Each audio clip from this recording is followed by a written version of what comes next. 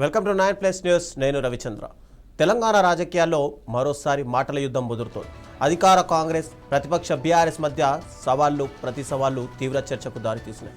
ఈ నేపథ్యంలో మంత్రి జూపల్లి కృష్ణారావు మరోసారి బీఆర్ఎస్ నాయకులకు బహిరంగ సవాల్ విసిరారు. తాను ఇచ్చిన రాజీనామా సవాల్కు ఇప్పటికీ కట్టుబడి ఉన్నానని స్పష్టం చేసిన జూపల్లి చర్చకు వేదిక కూడా మార్చారు.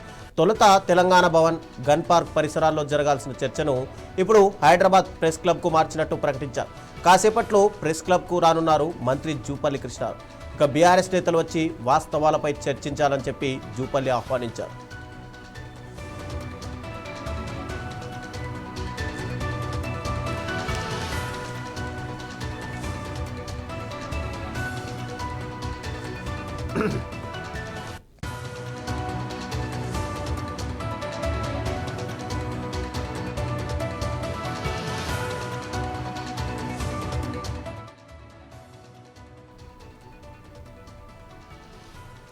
ఇక ఇదే అంశానికి సంబంధించి మరింత సమాచారం మా బ్యూరో చీఫ్ రాజ్ కుమార్ అందిస్తారు.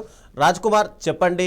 మార్నింగ్ జూపల్లి కృష్ణారావు ఏదైతే సవాల్ విసిరారో ఆ సవాల్ని ఇటు బీఆర్ఎస్ నేతలు స్వీకరించారా? బీఆర్ఎస్ నుంచి ఎవరైనా ఇప్పటివరకు స్పందించారా?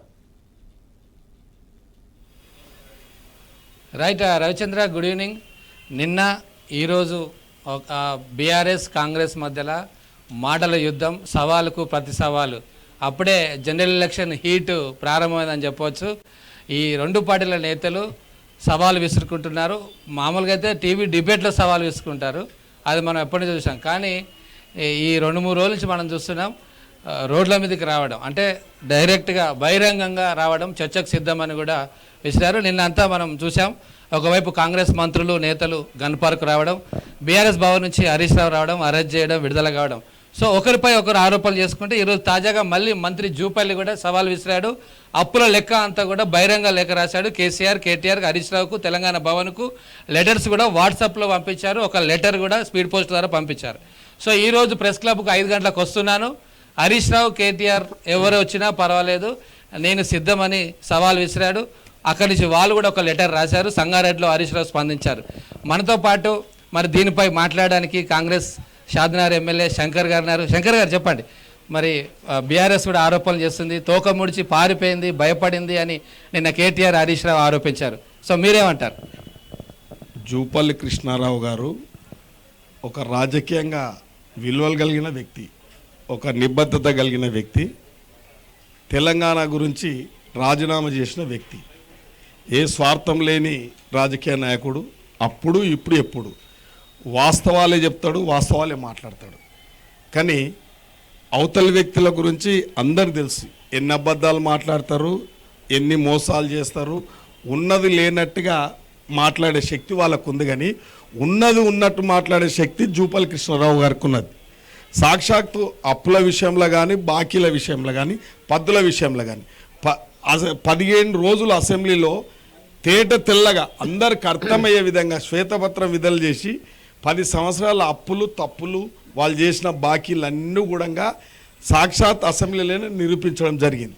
కానీ పదే 3,50,000 అప్పే చేసినాం, మిగతాన్ని మేము చేయలేదని చెప్తారు. కాబట్టి అవన్నిటికీ సాక్ష్యం జూపల్లి కృష్ణారావు దగ్గర డాక్యుమెంట్తో సాగు ఉంది. కాబట్టి తప్పకుండా ఇప్పుడు నిరూపించడానికి వస్తున్నాడు.